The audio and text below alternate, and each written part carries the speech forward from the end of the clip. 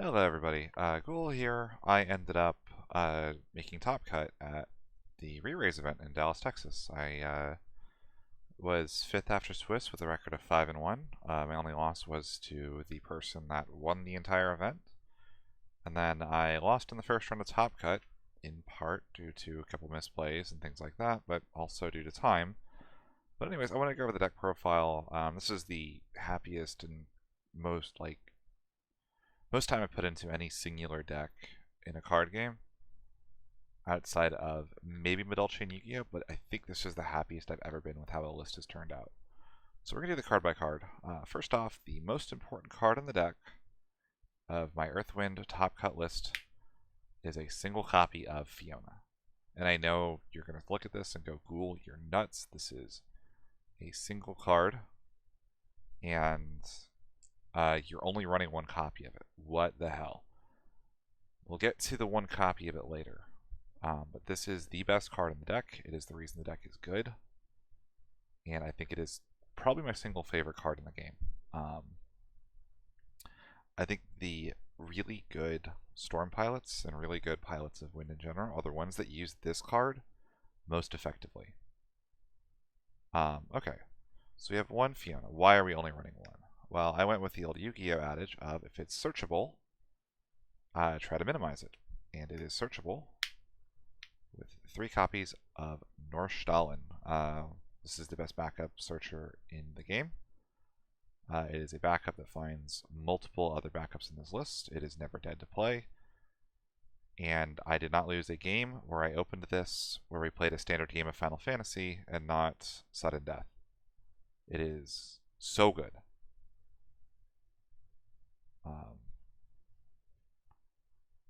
So what's the other thing this deck does? Well, we have 2 copies of Silica. Silica is... Oh, let's put Nordstalin on screen for just a second so you guys can read her. And then Silica. Silica is what really puts the deck over the top. It is the accelerant to end all accelerants. So whenever she enters the field, you wait a turn, and then you can dull her to make every character cost 1 less on your next turn. And this fundamentally changes how the game is played. It no longer do you have to play a fair game of Final Fantasy. You're playing backups for reduced cost, you're playing forwards for reduced cost, and we're bouncing forwards and replaying them multiple times. I have had this pay for 5 CP in a turn, if not more. This card is absolutely ludicrous. She will be on the ban list in the future, but until she is banned, she is probably the second best backup. She's at 2 though because we need to hard draw her, because we're going to play the Nordstalin to get the Fiona. If we really want her, we can search it with Fiona later, but for the most part, we're really looking to hard draw her. But we don't have room in the deck for more than 2 copies, and she's not so critical to the deck that we can't play without her.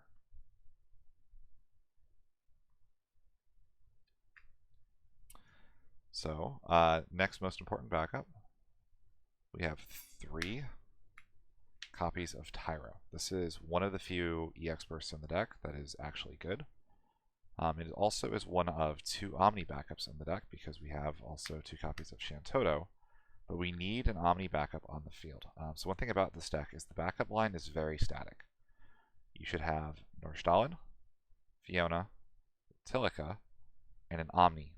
One of these 2 in your backup line at all times once you get past turn 5, 6, or 7, right? So because it's so static, we're running 5 copies because we have to see these. This is not necessary to win. These are. So depending on the matchup, Shantoto obviously is good in aggressive matchups. If your opponent refuses to interact with you or you get ahead, Tyro is fantastic. You can also do very well if both of these hit the field. So Tyro and then Shantoto. I'm assuming if you're watching this channel and looking at the top deck profile, you don't need me to explain why Shantoto is good. But basically, in an aggressive meta, Shantoto is the card that says aggression is neutered slightly. It gives you a chance to win in matchups that are trying to rush you down. So between these, usually 4 of your 5 backups are spoken for, which means we get on to our utility backups. And the best one is Althea. You might be thinking, why are we only running one Althea? Because she's not super necessary. She's just good. She's searchable off Norstalen if we have both of these already in play. So you can even go Silica or Fiona, play Silica off of the free Fiona, and then you can go Norstalen to search out Althea at that point if you wanted to. That is a totally valid way of playing the deck. However, she's not critical to the success of the deck. She's a very strong one-of. We have one copy of Rydia. A weird problem that this deck will have. I'm on 9 summons, spoiler. Getting a summon in the break zone for recursion is sometimes difficult. I've gone 20, 30 cards deep and only seen 1 or 2 summons. Rydia by herself with Silica and a couple backups represents, I think, by herself, almost the entirety of a Rosa 5-cast trigger. If you search her with Fiona on the previous turn. The only other downside is she is Earth, and we want more Wind than Earth backups most of the time. One copy of King Tycoon. This is one of the later additions to the deck. Very strong in the right situation, but also he's a luxury. So the idea is that if you get ahead enough, you can do something like Althea, bounce, or Bismarck, bounce, clear backup, play King Tycoon, and then push for lethal. Occasionally it also, if your opponent has a bunch of big expensive forwards, they no longer actually are a problem. You can put them back in the hand, your opponent has to replay them, typically for less value than they got by playing their expensive forward. But it's a one-of. Again, it's a utility card. It is not meant to be a card that the deck is necessary. You do not need to play King Tycoon ever to win. And lastly is the only card that I would change in the future. And I made the change right now, so I had to go digging and find this card back out of my other cards to record this video, was one copy of Lael. And this, I'm not going to call it the only mistake in the deck. There's clearly other ways to build this deck that would be effective. But this is a remnant of before the deck was on Silica, because the idea is you want to have an Earth card you can search with Norstalen and Lael at the time, before all of some of the newer additions to the deck, was more effective to search than Silica. And there's a lot of benefits as well. I think searching a 2-drop off of Norstalen is better than searching a 3-drop. I know that traditionally Norstalen, search Althea was the combo. However, there is no faster way to lose the game than to play Norstalen and then have your opponent play Laswell to freeze your Norstalen after you searched an Althea or a Silica. Unless you are 100% positive that you need the Althea this game, and you're confident you can draw into the Fiona, you do not search Althea or Silica with Norstalen unless you already have Fiona. So anyways, this should not be here. Again, the idea is it cancels Amaterasu or Mistdragon, but you should have enough activations to play through those.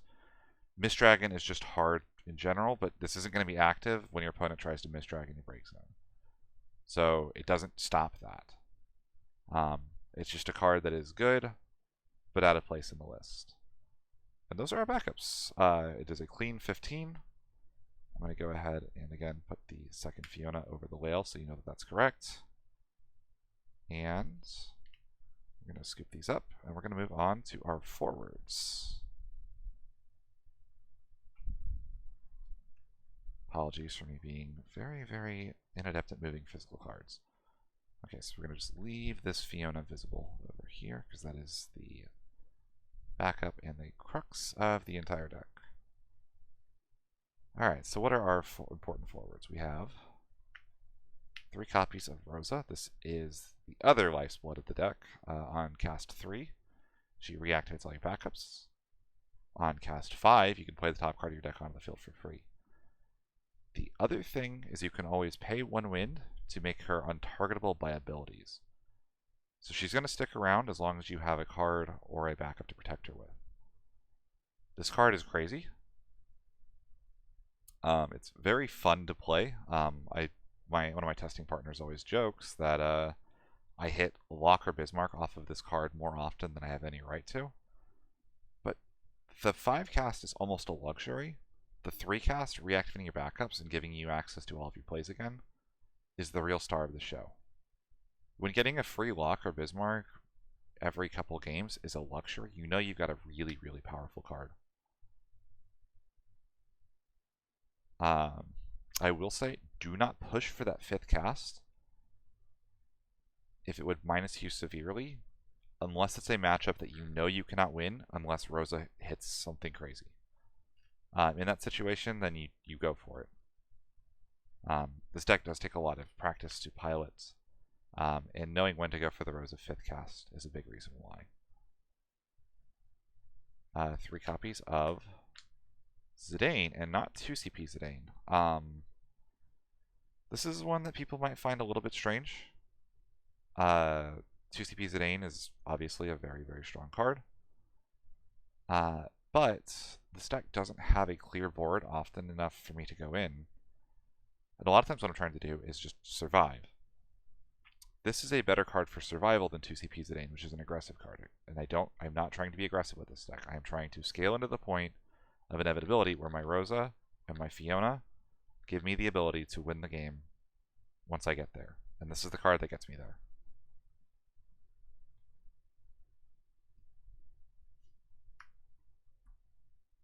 Up next we have, so these are the 2 cards we're playing at 3 for our forwards. So the rest we're all playing at 2 or less. 2 copies of Kryl. Kryl is one of my favorite cards in the game. She chooses to summon in the break zone and casts it from the break zone by removing it from the game.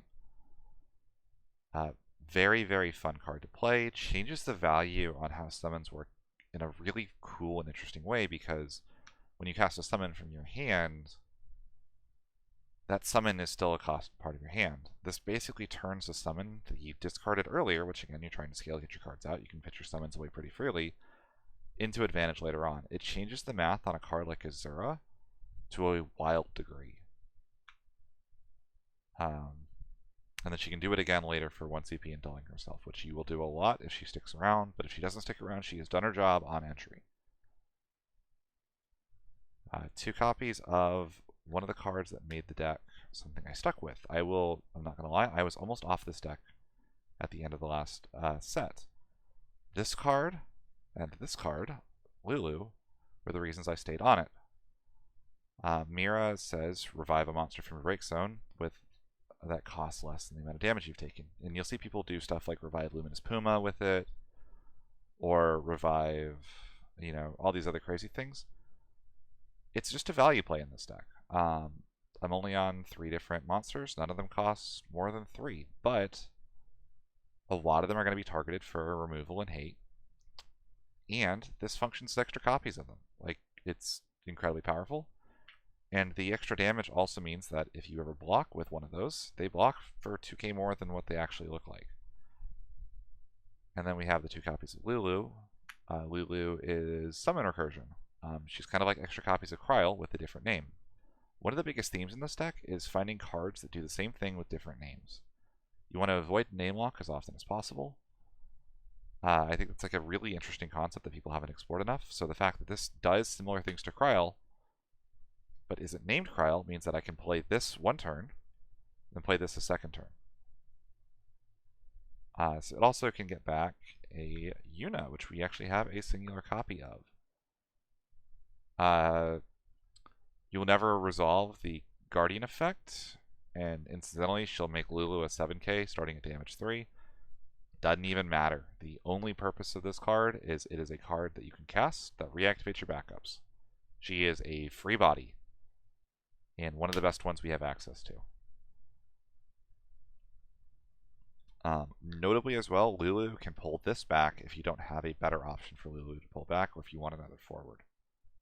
But casting this for 3 because of the Silica means that you can Silica effect, cast a 1-cost card, then play Yuna, and reactivate your backups for free.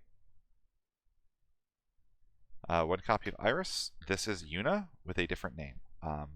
Notably, she has other text that can be relevant, but a majority of the time, the purpose of Iris in the list is to put her in, reactivate 4 backups, which she can cast 3 as well off of Silica, and she refunds all the CP you used to play her. She is a free card that has a big body and relevant text.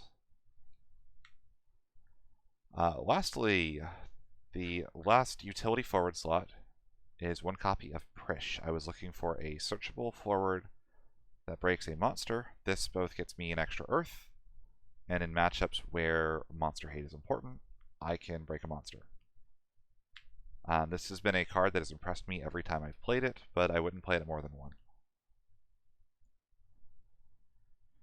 2 copies of Lock. This is one of your big payoff cards. I'm going to apologize about the glare. Unfortunately, it is very hot in Texas, and my fan casts a shadow on my cards for some reason. So Lock is the payoff for Storm Stuff, and it's got so much text that FF Dex is glitching a little bit. So let me help y'all see that he's actually a 9,000 power forward. There we go.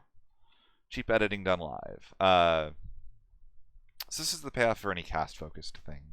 Once you get to cast, he costs 4 or 3 if you're casting him with Silica.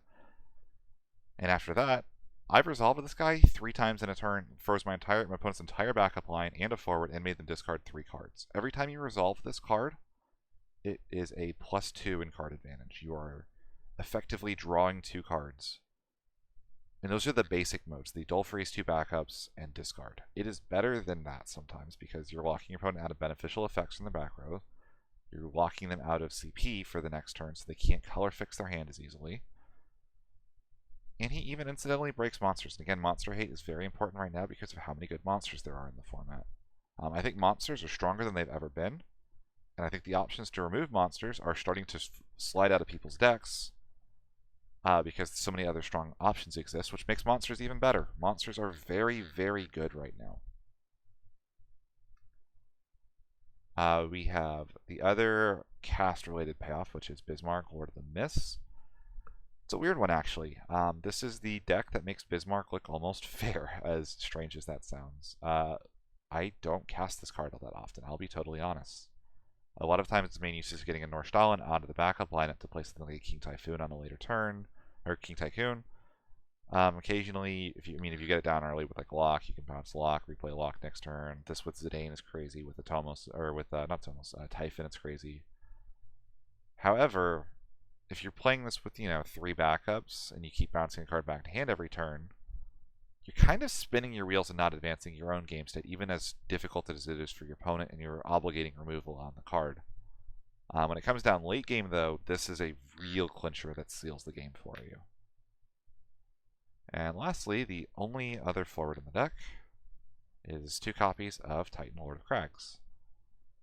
This is our 4th board wipe card to pair with our 2 Shantotos. Admittedly, this one is a little bit more conditional, but it's still very good. We need enough ways to slow the game down to protect our forwards and our investments. This is a searchable board wipe off of Tyro, which is very important. And also, it's a way of kind of cheesing the last 2 points of damage in a game. Because the Shantoto is going to come down so often, having a recurable board wipe is very important. To have 2 copies so we can actually draw into it, and because if one gets hit into damage, it's important to be able to still search one. And that's the forward count. It is, I believe, 21 forwards exactly. Which means it is time to move on to the monsters.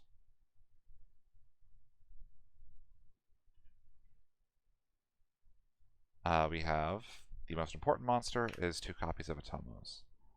This basically is I'm going to pay 2 CP up front to refund the 2 CP on my second cast every turn.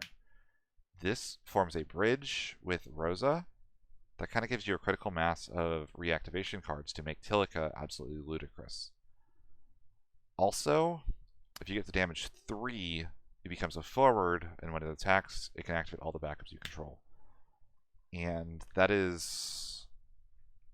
Let me just explain what that actually does, right? So let's say I have no real hand. I have got like an extra 2 extra Norstallins in hand.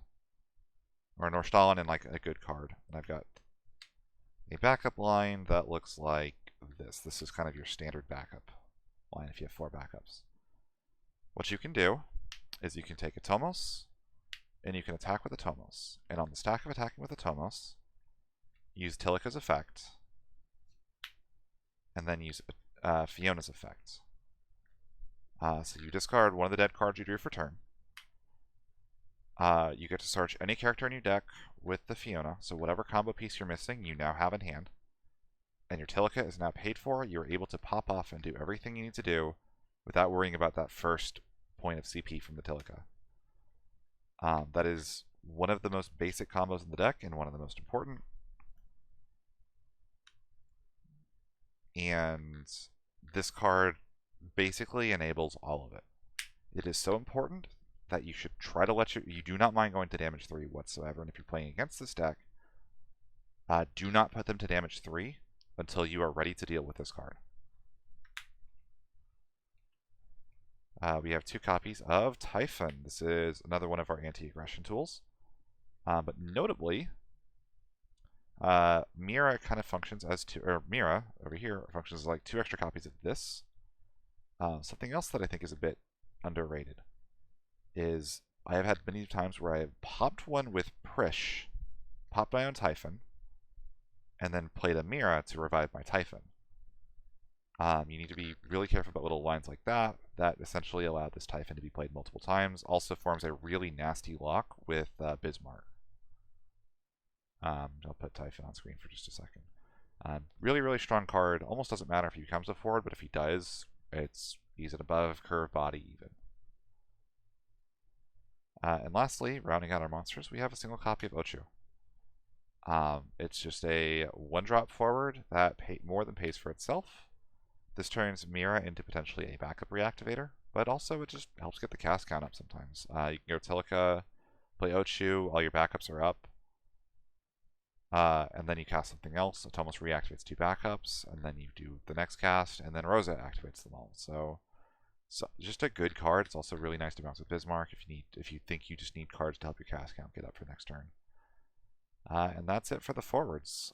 We just have or the monsters. So we just have 9 summons left. 2 copies of Azura. Let's do this real quick. I'm going to put the most important card on the top in each of these stacks. Azura is really good, but kind of situational. I think the most relevant line of text for most people is going to be to choose 5 backups and activate them. But what you should read on this that's really good is choose a character of 1 cost in your break zone and add it to your hand. There are going to be plenty of times where early on you'll have a 2-cost character in your break zone, and Azura, you're going to get your backups back anyway. So if you're going to get your backups back anyway, you might as well cast Azura, get the character back, even if you don't want to cast the character. It's kind of like adding 2 CP for free when something like Rosa or Tomos are going to reactivate the backups anyway. 2 copies of Chocobo. We like replaying our cards. If you have Lulu plus Chocobo, you essentially have a natural loop that reactivates all your backups and gets your lock able to play for 2 and a free Rosa trigger. But if not, it's good protection, it's good recursion, it lets you get your powerful entry effects multiple times. What's not to love? 2 copies of Kusith. We like playing out of the break zone a lot. Kusith can become kind of a free recursion effect on Kryl. It's also a good EX burst. EX burst that adds cards to your hand are, I think, really, really powerful right now. They put you in a very strong position to win the game. That's why so many decks are playing stuff like Remora, 6CP Leviathan, Tyro, King Tycoon. It's because that extra card is so powerful and so relevant right now, with every card being so efficient and so good. That is slightly different. Put it this way. 2 copies of Mist Dragon. 3 effects here. First one, cancel summon. This is really important for canceling opposing Mist Dragons. Not always going to have access to it. I'm sorry to say this deck getting hit by a Mist Dragon in the mid game without a cancel is rough. Doable, but rough. But also, hitting your opponent's break zone is very important. I think one of the things people sleep on right now is what I call the value misdragon, which is where you misdragon your break zone despite there not being a reason to. Or, Mashri is a very obnoxious card because in response to a misdragon, she will eat every stack or every summon in the break zone and draw a bunch of cards, or bounce a forward, or do something with them before they go. So the only way to stop that and to preempt the Mashri coming down and giving your opponent value is to preemptively and continuously misdragon the break zone, stopping them from cycling those cards, stopping them from getting value from them, and honestly making the Mashri feel really crummy to actually play. Lastly, the card I forgot to pull up on FF decks, I'll go grab it real quick. Again, live editing done cheap, is Cactwar. This is our answer to decks that stop damaging us. If anybody is smart enough to realize that they should not put you on damage 3 for a Tomos, cast Cactwar, intentionally take a point of damage, and you're off to the races. You'll see me do that in my Top Cut match as well. This was the last card added, but it also deals with some problem cards the deck doesn't have other outs to otherwise. Kadaj is a particular sore spot. There's just not a great answer to Kadaj other than specifically this card. It's not searchable, or it's searchable only with Iridia, and it's a one-of, but after just a weekend of playing, originally this was a copy of Chocobo, this card has continued to impress me, get better and better and better. Zero complaints with this card, would run it in every version of the list going forward, although apparently there's also a Cactwar monster that can do similar things as well. And that's the list. It is a clean and neat 50 cards. And yeah, I will be doing a breakdown with Travis talking about probably tournament itself, thoughts on the meta as a whole. If you guys are curious about my thoughts on the meta from before ReRaise, that video is still almost entirely relevant, I would say. I'd say I'm pretty spot on in what did well and what I expected to see. And let's get this out of the glare. This dragon's a little too shiny for that spot on the table. Yeah, that was my Earth, Wind, Storm list featuring Fiona. Again, this is one of the most powerful cards. It's a card that will serve you well if you learn how to use it. It is... I really do think what separates good Storm players and good Wind players is how they use this card in the deck to facilitate their game plan. So yeah, that's going to do it. I think that's probably enough talking. It might be a little too in-depth. Maybe sometime I'll go through and explain my thoughts on my top 8 match. I think a lot of people will look at what I did in a couple spots and go, why did he do that? You know, I'm sure I missed small things here and there. You know, hindsight's 2020. Playing top 8 of a major event and then, you know, explain to me what I did was wrong. But I guess, like, as I say, the proof is in the pudding. But I do think that a lot of even the stranger decisions I made were defensible. And yeah, that's going to do it.